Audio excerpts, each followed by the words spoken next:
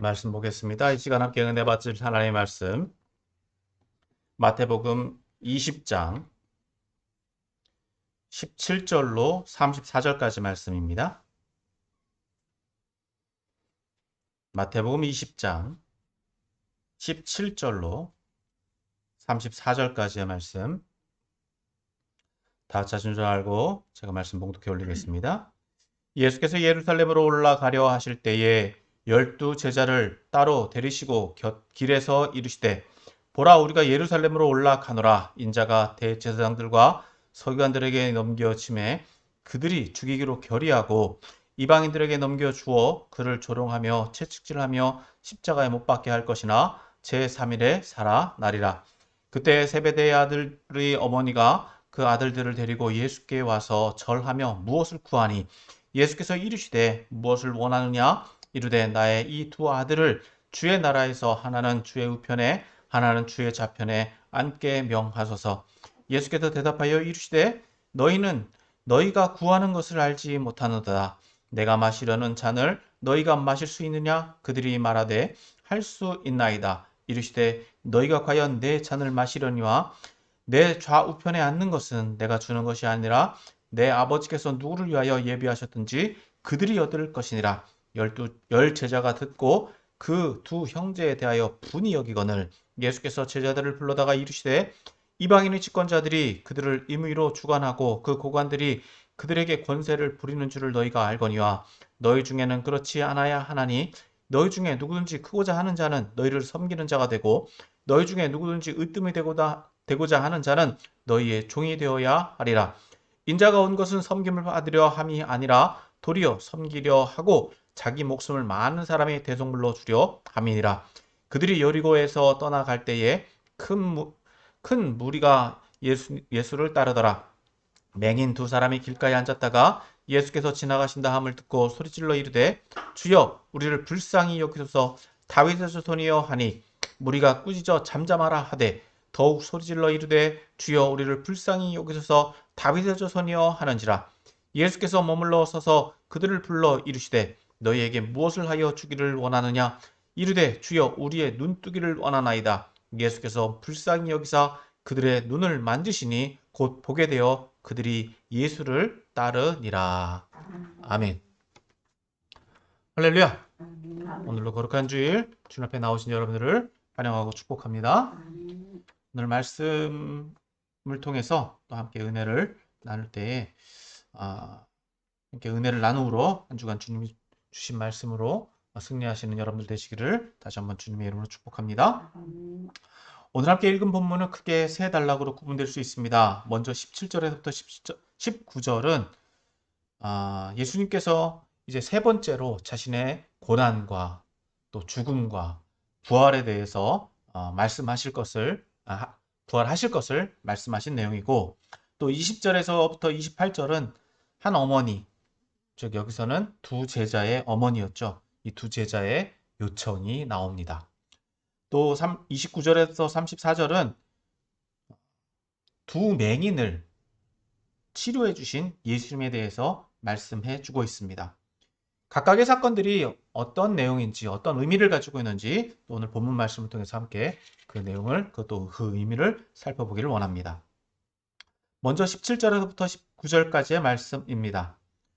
여기에서는 앞서 말씀드린 대로 예수님의 고난과 죽음 그리고 부활에 대한 세 번째 예고입니다. 17절에서 예수님은 이제 자신이 예루살렘에 올라가시고 또 그 올라가신 다음에 어떤 일이 있을 것인지에 대해서 말씀해 주십니다. 그 내용이 18절에서 19절까지의 말씀이죠. 같이 보겠습니다. 18절, 19절 같이 읽습니다. 시작. 보라 우리가 예루살렘으로 올라가노니 인자가 대제사장들과 서기관들에게 넘겨짐에 그들이 죽이기로 결의하고 이방인들에게 넘겨주어 그를 조롱하며 채찍질하며 십자가에 못 박게 할 것이나 제3일에 살아나리라. 이는 이미 16장 21절과 또 17장 22절 또 23절에서 하신 말씀보다 조금 더 구체적으로 이제 앞으로 예루살렘에서 있을 일에 대해서 말씀해 주고 있는 것입니다. 여기서는 마태는 제자들의 반응에 대해서는 의도적으로 기록하지 않고 있습니다.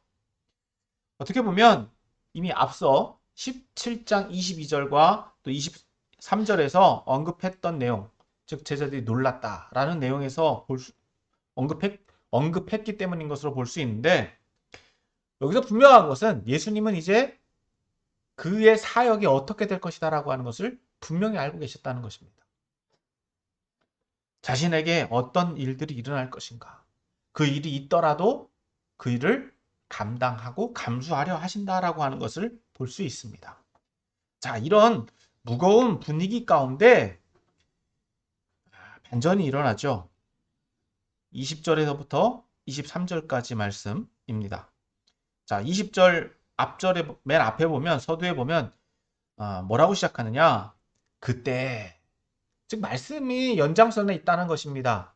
이렇게 무거운 말씀을 하시는데도 그때, 자, 누가 나오느냐? 20절 같이 읽습니다. 시작. 그때 세베대의 아들의 어머니가 그 아들들을 데리고 예수께 와서 절하며 무엇을 구하니? 자, 이들이 누구냐? 즉 세베대의 아들의 어머니. 이 세베대의 아들의 어머니의 이름이 뭐냐면은 살로메입니다. 살로메. 예수님이 십자가에 들러 돌아가실 때 그 십자가의 끝까지, 십자가 밑에 끝까지 있었던 사람. 이 살로메가 누구냐? 예수님의 어머니의 여동생입니다. 그러면은 예수님과는 어떤 관계예요? 이모죠. 그러니까 이 세베대의 아들들은 또 누구냐? 야고보와 요한입니다. 그러니까 야고보와 요한은 엄연히 따지고 보면 예수님과 어떤 관계? 이종 사촌 관계예요. 그러니까 예수님이 이제 예루살렘에 올라가시면 어떤 일이 있을 거다? 분명히 앞에서는 고난을 당하실 거다라고 얘기를 했는데, 이 사람들은 어떤 생각을 하고 있느냐? 예수님이 이제 왕 위에 오르실 거야. 예수님이 권세를 장악하실 거야. 이런 생각을 하고 있다는 것입니다. 그러니까 이들이 무언가 이제 예수님한테 뭔가 부탁을 하고 있는 거예요. 어머니의 입장에서는 뭔가 이 아들들이 잘 되기를 바라는 소원이 있었겠죠. 그것이 어머니들의 마음입니다. 그런데 그 사실을, 그것을 그래도 예수님에게 요청하기 위해서 나오고 있다는 거예요. 일장일단인 거죠. 예수님을 랍비로 여기고 있든지 메시아로 여기고 있든지, 또 한편으로는 또 이종사촌간이기도 하고, 그러니까 뭔가 조금 더 가까운 관계에서 예수님한테 부탁을 하고 있다는 거예요. 자, 그러니까 그렇게 요청할 것을, 부탁을 할 것을 알고 계시는데, 그것을 어디서 어떻게 볼 수 있느냐? 절하며, 그러니까 뭔가 부탁을 하고 있는, 겸손하게 구하는 것이죠. 절하고 있는 거예요. 자신을 낮추고 있는 거예요. 그러니까 21절에서 보니까 뭐라고 얘기합니까? 예수님께서 이르시되 무엇을 원하느냐? 무엇을 원하느냐? 자, 그들의 요청은 무엇입니까? 같이 읽습니다. 시작. 나의 이 두 아들들을 주의 나라에서 하나는 주의 우편에 하나는 주의 좌편에 앉게 하소서. 앞서 말씀드렸죠. 이제 예루살렘에 올라가시면 예수님께서 무엇을 하실 것이다? 나라를 세우실 것이다. 그 예루살렘 유대인의 나라를 회복하실 것이다. 왕위를 차지하실 것이다. 이렇게 생각하고 있다는 거예요. 그러니까 자신의 아들들이 이제는 예수님 옆에 어떻게? 하나는 우편에, 하나는 좌편에. 그러니까 최측근이 되게 해달라. 이거예요. 오늘날로 말하면 뭐 하고 있는 겁니까? 청탁이죠. 청탁. 청탁에 가깝다는 거예요. 어떻게 보면 겸손하게 말하면, 좀 좋게 말하면, 긍정적으로 말하면, 내 아들들이 이제 예수님 가까이에서 예수님 더 잘 섬기게 해주십시오. 이렇게 볼 수 있습니다. 그런데 이들의 의도는 무엇이 깔려있다? 무언가 조금 더 높은 자리에 나가기를 원하고 있다라고 하는 것입니다. 조금 더 근거리 해서 권위를 행사하고 싶다라고 하는 거예요. 자, 이에 대한 예수님의 대답은 무엇입니까? 22절입니다. 같이 읽습니다. 시작. 예수께서 대답하여 이르시되 너희는 너희가 구하는 것을 알지 못하는도다. 내가 마시려는 잔을 너희가 마실 수 있느냐? 그들이 말하되 할 수 있나이다. 예수님 분명히 말씀하십니다. 그들이 구하는 것을 그들이 알고 있다, 모르고 있다. 모른다는 거예요. 뭘 구하는지 모른다는 거예요. 그들은 분명히 자신이 알고 자신들이 구하는 것이 무엇인지 아는 것처럼 말하지만 어떻다고요? 안다, 모른다? 모른다는 거예요. 너희가 구하는 것을 알지 못한다. 지금 내가 올라가서 뭘 할 것인지 어떤 일이 겪을 것인지 너희들은 모른다는 거예요. 그러니까 예수님은 그렇게 더 말씀하시는 거예요. 내가 마시려는 잔을 너희가 마실 수 있느냐? 여기서 이 잔은 예수님이 당하실 고난, 이제 앞으로 있을 일들을 말하고 있는 것인데 그들은 어떤 감정으로 이것을 받아들였느냐? 예수님과 같은 영광의 잔, 영광의 일, 이제 오늘날로 말하면 꽃길만 걸어갈 거다라고 하는 그것만 기대하고 있는 거예요. 그러니까 어떻게 말합니까? 너희가 이 잔을 마실 수 있느냐라고 하는 예수님의 말씀에 이들은 뭐라고요? 할 수 있습니다. 긍정도 과도하면은 조금 문제가 생기는 것 같아요. 앞으로 있을 일이 뭔지 모른다는 거예요. 어쨌든 그들은 긍정적인 대답을 했습니다. 자, 이에 대해서 23절에 말씀해 주시죠. 예수님이 말씀입니다. 같이 또 봅니다. 시작. 이시되 너희가 과연 내 잔을 마시려니와 내 좌우편에 앉는 것은 내가 주는 것이 아니라 내 아버지께서 누구를 위하여 예비하셨든지 그들이 얻을 것이니라. 즉 예수님은 그들이 말한 바, 즉 예수님이 마시는 잔 먹겠다고 했으니까 할 수 있다고 했으니까 그거는 가능할 것이다. 왜? 그들이 거기에 참여하겠다. 그들의 고난에 동참하게 예수님의 그 잔에 마시는 잔을 동참하겠다고 말했으니까. 그런데 예수님 좌우편에 앉는 것은 예수님의 권위에 예수님의 권한에 있다 없다. 없다는 거예요. 그건 누구의 권한이다? 하나님의 권한이다. 아버지의 권한이다. 아버지께서 누구를 위해 예비하셨든지 그것은 아버지의 권한에 달린 것이다. 그러니까 어떻게 말씀하고 있는 것입니까? 그 어머니의 요청, 어떻게 보면 그 두 제자의 요청일 수도 있죠. 그 어머니의 요청은 들어줄 수 있다 없다? 없다는 거예요. 불가하다. 따라서 이 말씀을 좀 더 정리해 보면 예수님이 이제 말씀하시는 것은 이제 예수님이 당하실 고난 또 혹은 순교 그것에는 제자들도 동일하게 참여할 수 있고 똑같이 감당할 수 있겠지만 예수님 좌우편에 앉는 것, 그 권세를 얻게 되는 것은 들어주지 못한다. 라고 말씀해 주고 있는 거예요. 자, 이에 대한 제자들의 반응이 어땠느냐? 이에 대한 제자들의 반응. 자, 24절입니다. 24절 같이 읽습니다. 시작. 열 제자가 듣고 그 두 형제에 대하여 분이 여기거늘. 당연하죠. 왜요? 자기들도 그렇게 하고 싶거든요. 자기들도 높은 자리에 앉고 싶거든요. 그렇지 않습니까? 예수님이 왕이 되시면 예수님 가까이에 있으면 뭔가 자기들이 힘을 얻는 것 같잖아요. 이제까지 자기들이 무시당했고 자기들을 억눌려 왔다라고 한다면 자기들을 막 권세를 휘두를 수 있을 거다. 그런데 쟤네는 예수님하고 좀 더 가까우니까 먼저 가서 이렇게 얘기를 하냐. 그러니까 어떻게 되겠습니까? 그 12제자가 분열이 일어나겠죠. 그러니까 분한 마음이 들었던 거예요. 자, 이에 대해서 예수님이 그들의 마음, 그들의 상황을 모르셨을까요? 아셨을까요? 아셨죠. 아시니까 이제 25절에서 이렇게 예수님은 이렇게 그들에게 말씀해 주십니다. 25절입니다. 25절 같이 읽습니다. 시작. 예수께서 제자들을 불러다가 이르시되. 자, 제자들의 마음, 제자들의 상황을 예수님이 아셨기 때문에 그들을 불러오신 거예요. 그러시면서 이런 가르침을, 이런 말씀을 해주시는 거죠. 자, 같이 읽습니다. 이방인의 집권자들이 그들을 임의로 주관하고 그 고관들이 그들에게 권세를 부리는 줄을 너희가 알거니와. 여기까지 읽습니다. 이건 뭡니까? 세상의 권위, 세상의 어떤 권력에 대한 원칙이라는 거예요. 기준입니다. 질서입니다. 세상은 이렇게 돌아간다. 이렇게 행하고 있지 않냐. 그러니까 예수님이 세상의 어떤 권위와 권세의 기준을 아신다, 모르신다. 아시고 계십니다. 세상의 기준이 그렇다라고 하는 것을 말씀해주고 있는 거예요. 자, 그런데 26절, 27절 같이 봅니다. 시작. 너희 중에는 그렇지 않아야 하느니 너희 중에 누구든지 크고자 하는 자는 너희를 섬기는 자가 되고 너희 중에 누구든지 으뜸이 되고자 하는 자는 너희의 종이 되어야 하리라. 세상의 원칙, 세상의 기준이 그렇다 하더라도 어떻게 하라고요? 제자들은 그러지 말아야 된다는 거예요. 제자들은 다른 원리를 가지고 살아야 된다. 어떤 원리? 크고 싶으냐? 그러면 어떻게 하라? 섬겨라. 섬기는 자가 큰 자다. 굉장히 역설적이죠. 많이 섬기는 자가 큰 자다라고 하는 거예요. 그리고 높은 자리에 있는 사람은 뭐가 된다?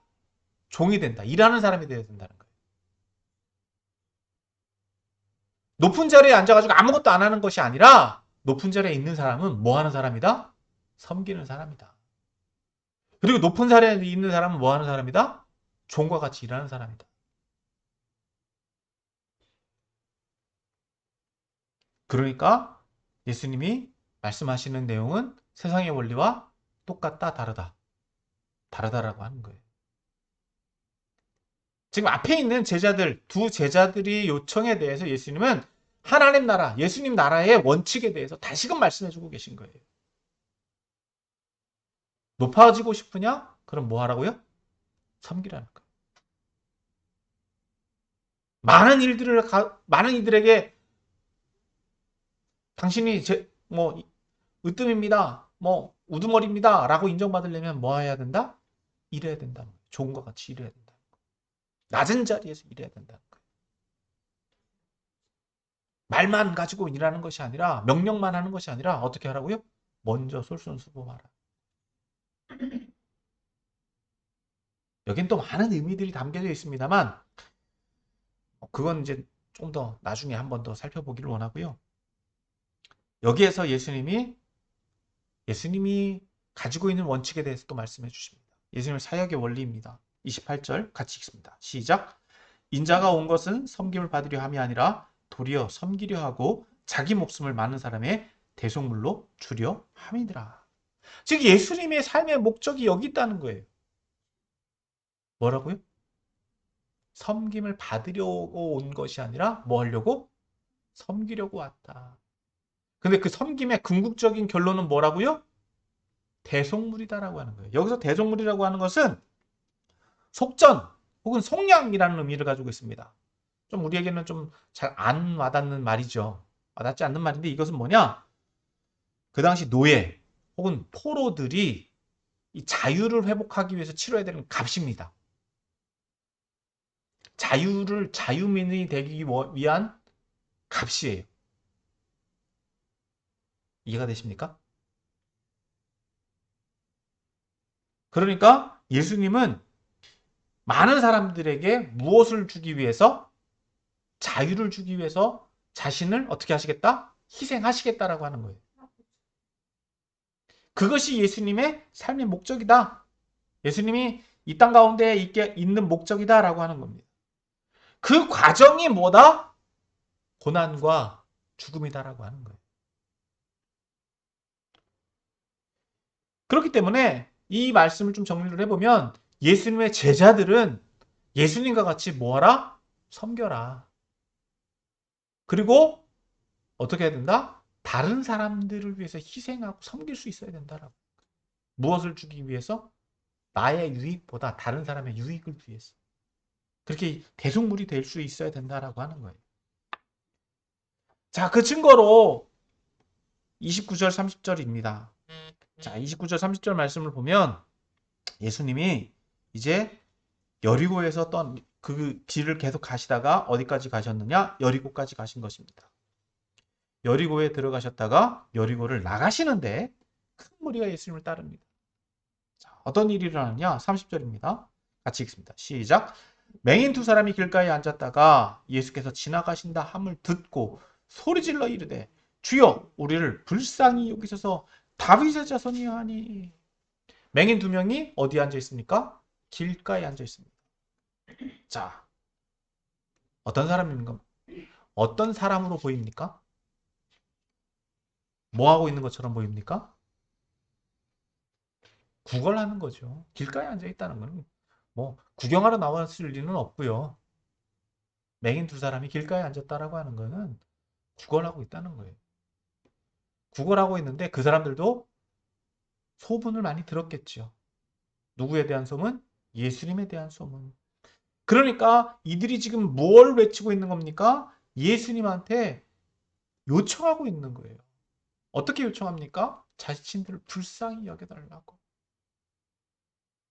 불쌍히 여겨달라고. 자, 이런 그런 간구, 간청의 소리에 사람들의 반응은 어떠했느냐? 31절입니다. 31절 같이 읽습니다. 시작.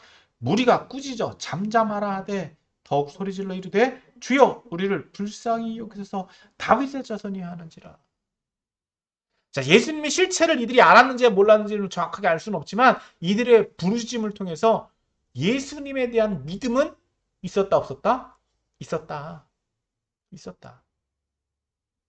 자, 사람들은 어떻게 반응했다고요? 이 사람들을 무시하고 있는 거예요. 자, 이제까지 예수님과 동행하는 사람들, 특히 예수님의 제자들을 보면 어떻습니까? 산산수훈에서부터 시작해서 예수님이 어떤 공생의 사역들을 지나오면서 예수님이 행하신 사역들을 제자들이 그럼에도 불구하고 배웠다라고 한다면 이들의 반응은 어떠해야 했을까요? 다른 사람들은 몰라도 제자들은 이 두 맹인을 예수님께로 그래도 데리고 왔어야 되는데 제자들의 반응은 보이지 않습니다. 오히려 꾸짖는 장면만 나와요. 좀 무시하고 있다는 거예요. 예수님은 무엇을 하여 오셨습니까? 치료를 행하셨고 말씀을 가르치셨습니다. 하나님 나라를 증거하셨습니다. 그렇죠? 그러니까 이 두 맹인의 외침에 대해서도 제자들과 사람들은 어떻게 반응해야 된다? 기회를 줄 수 있어야 되는 게 맞는 거예요. 근데 오히려 그것을 차단하고 오히려 그들을 배척하고 그들을 무시하고 있더라. 여러분 이 사람들이 예수를 왜 따랐다는 거예요? 어떻게 볼 수 있습니까? 자기만 유익을 얻는다는 거예요. 자기만 치료받기를 원했고 자기만 뭔가 문제가 해결되기를 원했다는 거예요. 앞선 제자들의 반응과도 비교해 볼 때 큰 차이가 있다 없다? 없다는 거예요. 세상에서 어떤 성공하기를 원하는 어떤 욕구, 욕망 누구만? 나만. 나만 잘 되면 돼. 공동체라는 의식이 있다 없다? 없다는 거예요. 나만 잘 되면 돼.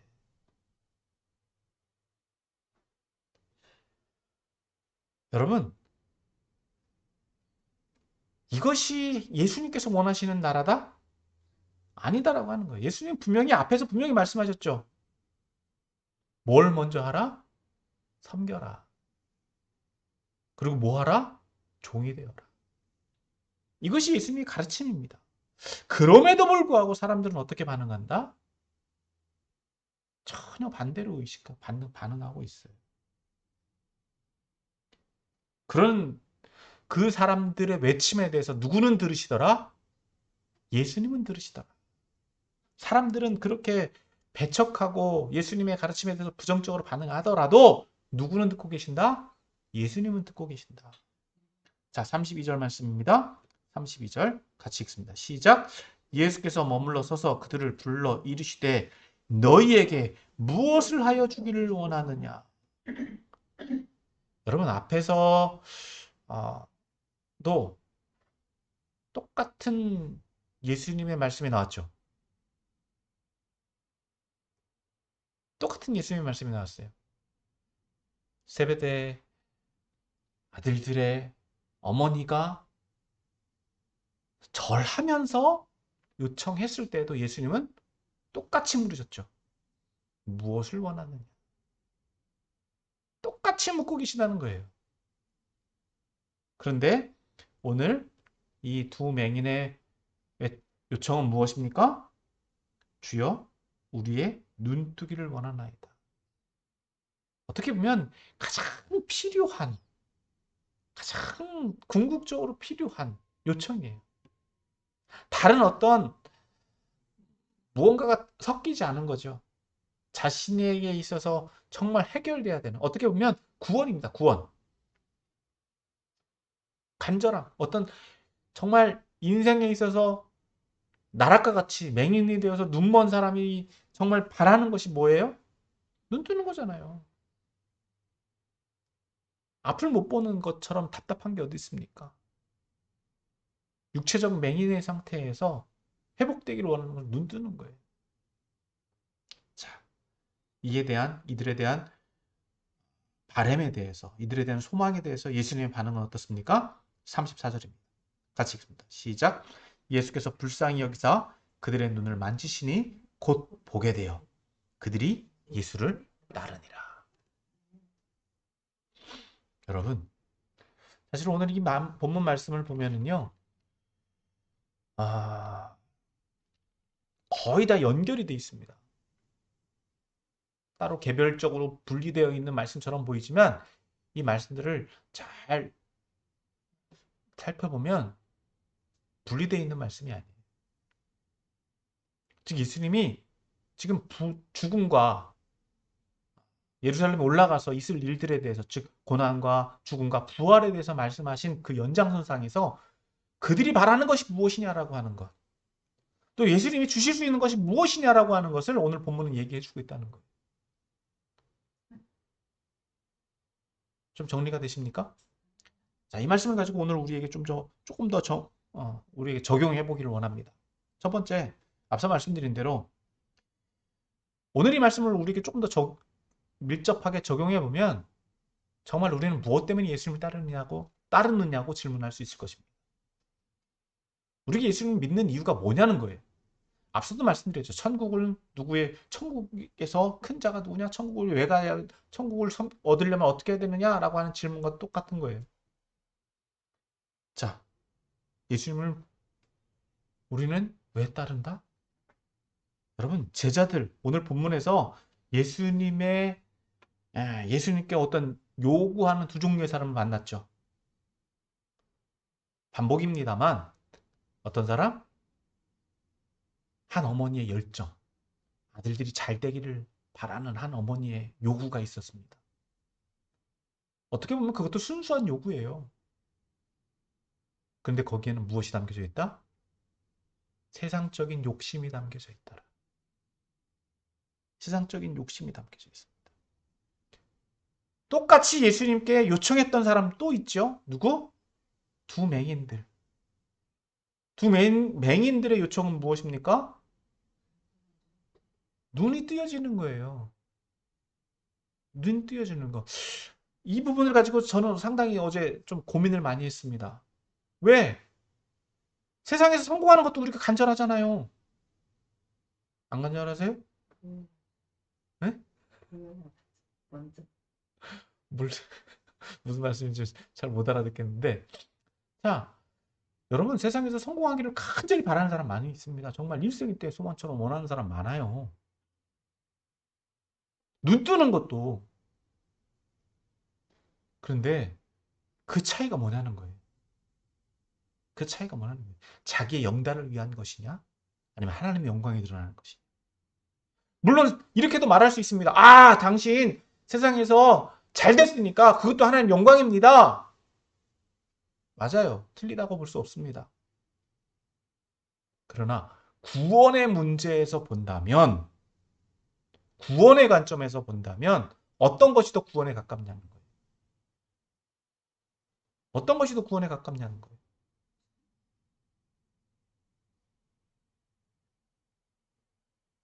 두 맹인, 어떻게 보면 자신을 구원할 수 있는 방법이 뭐냐라고 하는 겁니다.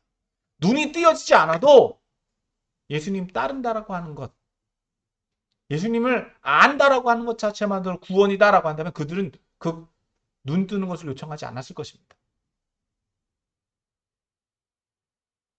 그러나 그들은 정말 예수님이 하나님의 아들이신 것, 다윗의 자손이신 것을 믿고 간구했다.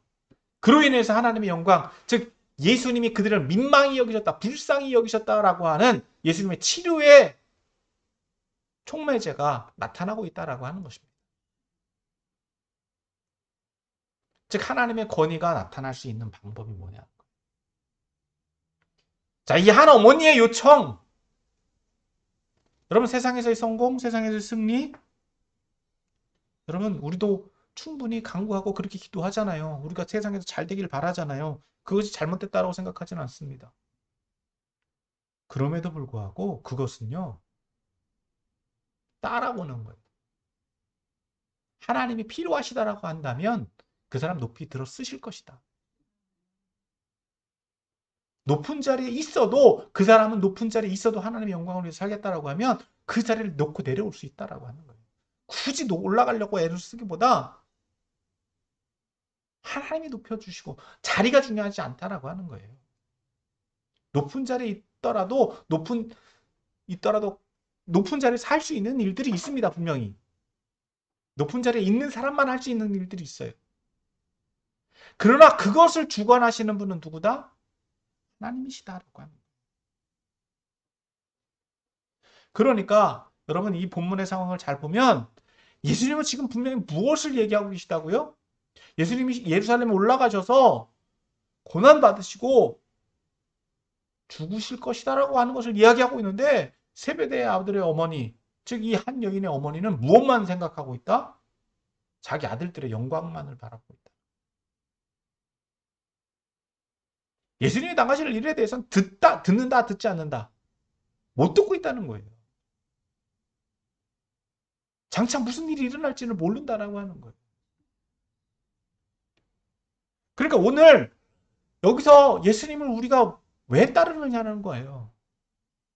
아, 예수님 믿으면 뭐 어떤 복이 있을 것이다? 예수님 믿으면 뭐 내가 인생이 잘 될 것이다? 내가 예수님 믿으면 성공할 것이다?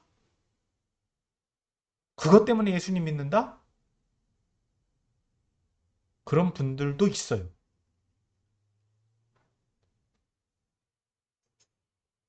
그것이 신앙일까요? 예수님은 분명히 그렇게 해도 해주실 수는 있지만 예수님이 궁극적으로 원하시는 것은 그럼 뭐냐라고 하는 것입니다. 그것이 바로 세상의 원리가 아닌 제자들의 원리, 즉 제자들을 불러서 말씀하신 내용, 그것이 뭐라고요? 섬겨라라고 하는 거예요. 예수님은 분명히 그렇게 해도 말씀하셨지만 제자들은 변한다, 변하지 않았다. 변하지 않았다는 거예요. 여전히 그들끼리 시기하고 질투하고 그런 불쌍하고 사회적 약자가 있음에도 불구하고 그를 꾸짖어 그를 예수님 곁으로 가까이 오지도 못하게 만듭니다. 오늘날 이 말씀을 우리에게 조금 더 적용해 보면은요. 오늘날 우리 교회가 어떻게 가고 있느냐라고 하는 거예요. 오늘날 우리 교회가 어떻게 가고 있냐는 거예요. 교회도 똑같아질 수 있다라고 하는 거예요. 여러분 예수님의 제자들도 예수님을 안다고 모른다고 예수님 지근거리에 있는 사람들이잖아요. 그러니까 예수님한테 청탁하고 있는 거예요. 오늘날 교회들도 똑같을 수 있다는 거예요. 세상의 권리와 세상의 어떤 원리가 똑같이 들어오게 되면 어떻다고요? 세상과 다를 바 있다 없다. 똑같다는 거예요. 교회는 그래야 된다 그러지 말아야 된다. 그러지 말아야 된다라고 예수님은 분명히 말씀해 주고 있는 거예요. 제자 공동체는 그러지 말아야 된다라고 하는 거예요.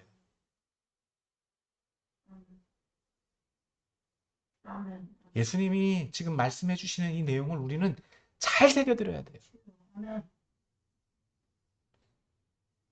물론 세상에 교회에 질서가 있습니다. 교회도 질서가 있어요. 장로들도 있고 어떤 중요한 역할들을 내려야 되는 사람들도 있습니다. 그런데 그런 사람들이 먼저 뭐 해야 된다? 섬겨야 된다라고 말씀하고 있는 거예요. 그런 사람들이 종의 역할을 감당할 수 있어야 된다라고 하는 거예요. 가장 낮은 자리에. 물론 그만큼의 대우도 받을 수 있고 물론 높임도 받을 수 있습니다. 그러나 자신들의 역할은 뭐여야 된다고요? 낮아져야 된다라고. 누구만 높여주셔야 된다? 예수님만 높여주셔야 돼요. 그렇다고 교회 안에서 물론 무질서가 있어야 된다? 무질서야 해서는 안 되죠. 다 낮은데 누가 높아지겠습니까? 근데 문제는 있잖아요. 높아지려고 하는 사람들이 있다는 거. 그러니까 어떻게 한다고요? 높아지기 위해서 섬겨요. 높아지기 위해서 종이 돼요. 그것은 참이다 거짓이다. 거짓이죠. 형식적인 것입니다. 그래서는 안 된다는 거예요. 여러분 하나님 나라에서는요. 섬김입니다. 헌신입니다. 강요는 아니에요. 그러나 참된 믿음을 가지고 있는 바른 제자다라고 한다면 그럴 수 있어야 되는 거예요. 그래야 되는 거예요. 그게 맞는 거예요. 그런데 오늘날 한국 교회는요. 이걸 이용해 먹어요.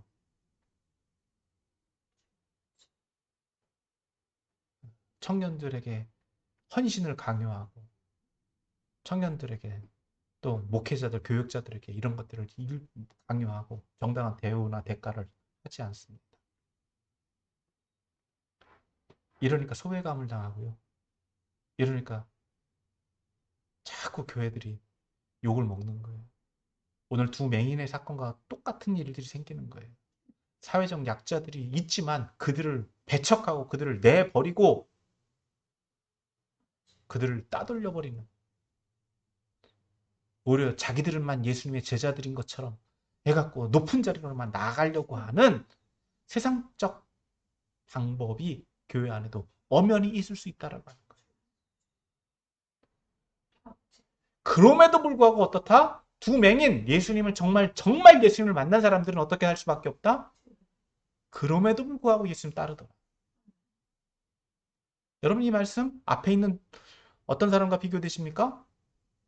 부자 청년과 비교되시죠. 영생을 어떻게 하면 얻겠습니까? 라고 찾아왔던 부자 청년. 자기는 계명 다 지켰습니다. 라고 했음에도 불구하고 나를 따르라라고 했을 때, 넌 다 버리고 나를 따르라고 했을 때 자기가 가진 것 때문에 못 따랐다. 오늘 제자들도 똑같다라고 하는 거예요. 제자들도 지금 그 당시에는 예수님 앞에 조금 더 대우를 받았어요. 어떻습니까? 우리는 다 버리고 예수님 따랐으니까 뭘 더 받겠습니까? 그래 너희들은 나와 같이 종말의 때에서 높은 자리에서 심판의 권한을 누릴 거야. 이런 약속을 받았음에도 불구하고 어떻다고요? 거기서 조금 더 높아지려고. 거기서 조금 더 나아가려고. 여러분 그 조금의 문제예요. 남보다 조금 더 높아지려고 하다 보니까 물론 세상의 원리로는 이런 조금 더 높은 연봉, 조금 더 높은 자리, 조금 더 높은 지위, 조금 더 높은 명예 이런 것들을 얻는 길이기는 합니다. 그러나 그것은 예수님 방법이 아니라는 거예요. 여러분 우리들의 모습은요. 정말 이런 섬김과 헌신의 모습이 있어야 될 줄 믿습니다. 오늘 말씀을 정리합니다. 여러분 우리들은 과연 예수님을 왜 따르고 왜 믿습니까? 나의 욕구를 채우기 위해서? 나의 어떤 소망을 이루기 위해서? 여러분 예수님은 우리의 대속물이 되시기 위해서 이 땅 가운데 오셨다고 말씀해 주셨습니다. 우리에게 참된 자유를 주기 위해서 오셨다고 말씀해 주고 계신 것입니다. 그러므로 사랑하는 성도 여러분, 아직도 이러한 자유함을 얻지 못하셨다라고 한다면 예수님을 통해서 자유함을 얻게 되시길 바랍니다. 더 나아가 아직도 옆에서 이러한 물질의 노예, 명예의 노예, 세상의 노예로 살고 있는 이들에게 예수님을 통해서 자유함을 얻게 할 수 있는 여러분들이 되시길 바랍니다. 아멘. 그리고 또 무엇보다도 우리가 이런 헌신과 섬김의 도를 따라서 아름다운 교회 공동체를 세워가야 될 줄 믿습니다. 아멘. 그러므로 세상이 어떻게 돌아가든지 간에 세상이 그렇게 살아가든 우리하고는 상관없어요. 우리가 그런 희생과 헌신과 섬김을 통하여 아름다운 하나님 나라를 이 땅 가운데 이루어가게 되는 저와 여러분들이 다 되시기를 예수님의 이름으로 간절히 축원합니다. 아멘.